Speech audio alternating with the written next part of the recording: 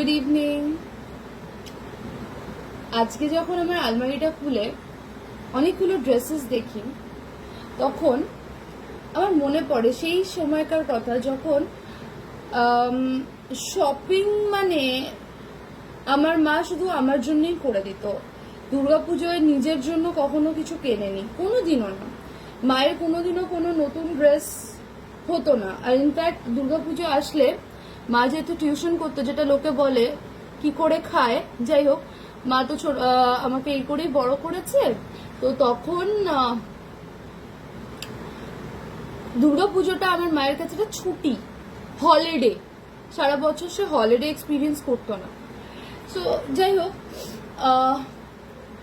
মনে পড়ে মা বাড়িতেই থাকতো, তো নিজে কোনো জামা কাপড় কিনতো না, আমি আমার জন্য কিনে দিত। তো আমরা শ্রীরাম মার্কেট যেতাম। শ্রীরাম মার্কেটে স্প্ল্যানেডে একটা জামা, জাস্ট একটা জামা কি 2000 টাকা, মানে অ্যাট দ্যাট টাইম, আজ থেকে 2007-08-এর কথা বলছি, একটা 1500 টাকার জামা মানে which was equal to 10,000 for us. আমার মা মানে ওই একটাই হয়তো জামা কিনে দিতে পারতো শ্রীরাম মার্কেট থেকে। আবার এখান থেকে যেখানে মানে আমাদের লোকাল মার্কেট থেকে হয়তো 3-4টে দিত, বা টিউশন বাড়ি থেকে অনেক সময় পেয়েছি, তো আমার ড্রেসেস হয়ে যেত। তো এখন যখন মানে ওই সময়টা ভাবি যে আমরা না কোনো দোকানে ঢুকতে ভয় পেতাম, কত দামি হবে, মানে সব দামি দামি জিনিস, সব দামি দামি আমরা কিনতে পারবো না।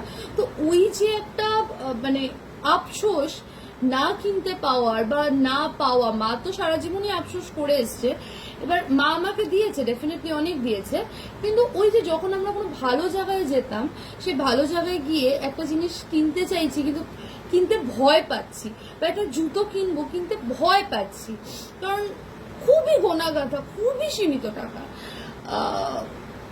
তো সেই যে ভয়টা, তখন সেই জিনিসগুলো যখন আজকে আমি মনে করি যে ঠিক আছে, আজকে যখন আমি একটা সময় মলেও গেছি, মলে গিয়েও একটা খাবার খেতে আমি ভয় পেয়েছি যে এ বাবা খাবো, তাহলে তো আমার সংসারের এই টাকাটা চলে যাবে, তাহলে আমি কিভাবে ওটাকে অ্যারেঞ্জ করব, কিভাবে সেটাকে ম্যানেজ করব।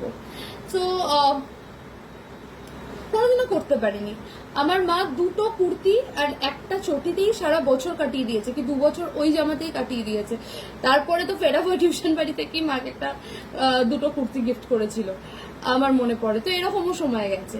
তো এখন যখন মলে গিয়ে একটা দুটো জামা একটু কিনতে পারি, বা একটু সাহস করতে পারি যে না ঠিক আছে কিনতে পারবো, পরে যদি এই টাকাটা কমও হয়ে যায় তো ম্যানেজ করে নিতে পারবো কোনো রকম, কিন্তু তখন এই সাহসটাও ছিল না। তো আমি ভাবি যে তখন যখন আমাদের ছিল না, তখনও মানুষ হেও করেছে, আমার তো নেই, ও ওরকম। হ্যাঁ, আর এখন যখন কিছুটা হলেও করতে পারছি, তো মানুষ কিভাবে করছে, কিভাবে করলো, কিভাবে হলো, আজব জ্বালাতো।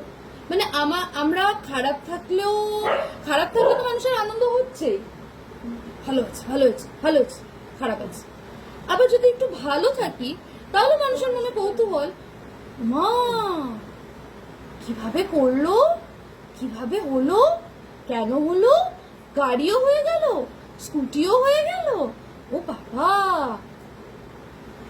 এটাই তো সমাজ, তাই না? এটাই তো সমাজ, এই সমাজেই আমরা বাস করি। যাদের টাকা কম আছে না, তাদেরকে মানুষ হিসেবে দেখি না। আমার পাড়ার নিজের এক্সাম্পল, আমি আমার কথা বলছি না, বাট কিছু একটু নিচু শ্রেণীর যারা মানুষ আছে তাদেরকে মানুষ বলে পাত্তা দেওয়া হয় না। সবাই ওই বড়লোক, যারা বড়লোক 4-5 জন মুষ্টিমেয়, তারাই সবাই মানে তাদেরই সেই চটি চাটা যায়, তাহলেই ভালো বলছি। আর মানুষ যদি একটু ভালো থাকে তাহলে সবার প্রবলেম হয়ে যায়, কিভাবে হলো, তাহলে নিশ্চয়ই কোনো ব্যাপার আছে, নিশ্চয়ই। আরে হ্যাঁ, সেটাই তো, আমি যখন আজকে না হয় এফবি, আজ থেকে 2015 সালে এফবি ইনস্টা কোথায় ছিল? ছিল, কিন্তু আমি তো জানতাম না না আমি ফেসবুক করি, না আমি ইনস্টা করি, না আমি টিকটকে ভিডিও করি, আমি কিচ্ছু করি না, আমি জানি না। তোর কি অ্যান্ড্রয়েড ফোন ছিল? অ্যান্ড্রয়েড ফোনটাও ছিল না। হ্যাঁ, তোর মায়ের ছিল? না, মায়েরও অ্যান্ড্রয়েড নেই তখন, আমারও অ্যান্ড্রয়েড নেই, সত্যি কথা বলতে। এখনো ডাউট করে কি করে? হ্যাঁ, না বলছি যে তখনও আমার অ্যান্ড্রয়েড নেই। 2015-16-17 ওই সময় আমার অ্যান্ড্রয়েড নেই। তো আমার একটা স্টুডেন্ট আছে, ও খুব টিকটক করতো। তো দিদি দেখো এই ভিডিওটা করেছে, আই ওয়াজ লাইক ওকে, আমি তো এগুলো জানি না, কারণ সময় নেই এগুলো জানার। তখন আমার ওই টাইমটা কেউ দেখে আসেনি। আর যে হঠাৎ করে নতুন আমার ফেসবুকে দেখে লোকে মনে করছে আরে এ তো এইরকমই, এ তো এইরকম, একে কি করে টিচার রাখে, একে কি করে টিচার রেখেছিল। আচ্ছা, আমি ক্লাস 12 পড়ে যদি 3-4 এর বাচ্চাও যদি না পড়াতে পারি, তাহলে এই পড়াশোনার কোনো মানেই হয় না। ক্লাস 12 বা গ্রাজুয়েশন করে যদি আমি ক্লাস 3-4 1 2 3 4 না পড়াতে পারি, লজ্জা ধিক্কার সেই মানে এডুকেশনে, যদি আমি এরকম না পড়াতে পারি। আর সব থেকে বড় কথা, আমার ড্রেস আপ নিয়ে আমি তো কখনো কারোর কোনো প্রবলেম হয়নি। আমি আমার স্টুডেন্টের বার্থডেতেও গেছিলাম অনেক শর্ট স্কার্ট পরে, তাতে কিন্তু they were very broad minded. তো কিছু কিছু পেরেন্টস ছিল খুব ব্রড মাইন্ডেড, তাদের কোনো প্রবলেম হয়নি। ঐন্দ্রিলা এরকম জামা পরে এসছে বা ঐন্দ্রিলা এরকম করে এসছে, কোনোদিনও না, এক্সেপ্ট ওয়ান বিহারি ফ্যামিলি, কারোর অসুবিধা হতো না। তো যাই হোক, আমি এখানে ওকে রিজন দিতে আসিনি, আমি বলছি। আমি একটুখানি জানতে চাই যে সিভিলাইজ অর্থটা, না বাদ দাও, আমি সবাইকে জবাব দিতে আসিনি, আমি জাস্ট বলছি যে তখনও আমি টিকটক করি না, ফেসবুক কি জিনিস জানি না। আমার মাকে আমি ইউটিউব খুলে দিই জাস্ট কয়েকটা ভিডিওস করার জন্য, মা ব্লগিং করতো, আমি কিন্তু নেই, কোনো কিছুর মধ্যে ছিলাম না।